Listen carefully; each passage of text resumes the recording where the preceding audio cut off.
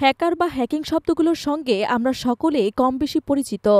কখনো ভারতের সঙ্গে, কখনো মায়ানমারের সঙ্গে, আবার কখনো পাকিস্তানের হ্যাকারদের সঙ্গে বাংলাদেশের হ্যাকারদের সাইবার যুদ্ধ আমরা এতদিন বিচ্ছিন্নভাবেই দেখেছি। কিন্তু সত্যিকার অর্থে বাংলাদেশের হ্যাকারদের সামর্থ্য কতটা শক্তিশালী? বাংলাদেশের হ্যাকাররা বিশ্বব্যাপী হ্যাকিং দুনিয়ায় বেশ শক্তিশালী অবস্থানে রয়েছে। তারা অনেক সময় দেশের সাইবার নিরাপত্তা সিস্টেমে আক্রমণ করে এবং বিভিন্ন আন্তর্জাতিক হ্যাকিং কর্মকাণ্ডে অংশগ্রহণ করেন। যদিও বাংলাদেশের সাইবার নিরাপত্তা সিস্টেম বিশেষভাবে শক্তিশালী নয়, তবে কিছু বাংলাদেশি হ্যাকার আন্তর্জাতিকভাবে পরিচিত এবং তাদের কাজ বিশ্বব্যাপী আলোচিত। বাংলাদেশে কিছু পরিচিত হ্যাকার: ঢাকা বিশ্ববিদ্যালয়ের ছাত্র এবং প্রযুক্তি প্রতিষ্ঠানের সদস্যরা। বাংলাদেশের অনেক হ্যাকার মূলত ঢাকা বিশ্ববিদ্যালয়ের ছাত্র বা প্রযুক্তি প্রতিষ্ঠানের সদস্য।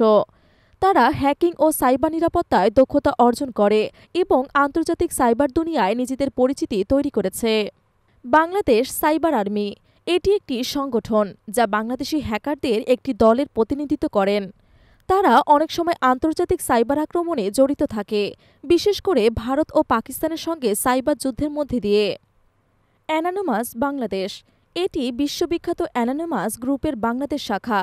তারা বেশ কয়েকটি আন্তর্জাতিক সাইবার আক্রমণ এবং প্রতিবাদমূলক কর্মসূচিতে অংশ নিয়েছেন।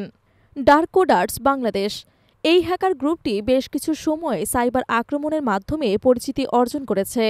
তাদের কাজের মধ্যে ফিশিং অ্যাটাক, ডিডস আক্রমণ ইত্যাদি অন্তর্ভুক্ত। বাংলাদেশ ব্ল্যাক হ্যাট হ্যাকার্স এই হ্যাকার গ্রুপের সদস্যরা প্রায় সাইবার আক্রমণ এবং নিরাপত্তার ফাঁকফোকর শনাক্ত করে। কখনো কখনো এটি সংশ্লিষ্ট প্রতিষ্ঠানের জন্য সমস্যার সৃষ্টি করে।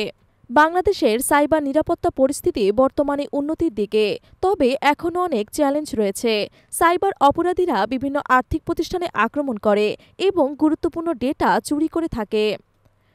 তবে সাইবার নিরাপত্তার উন্নতি এবং আন্তর্জাতিক সাইবার অপরাধীর সংগঠনগুলোর বিরুদ্ধে আইনগত ব্যবস্থা নেওয়ার জন্য বাংলাদেশের সরকার নানা উদ্যোগ নিচ্ছেন।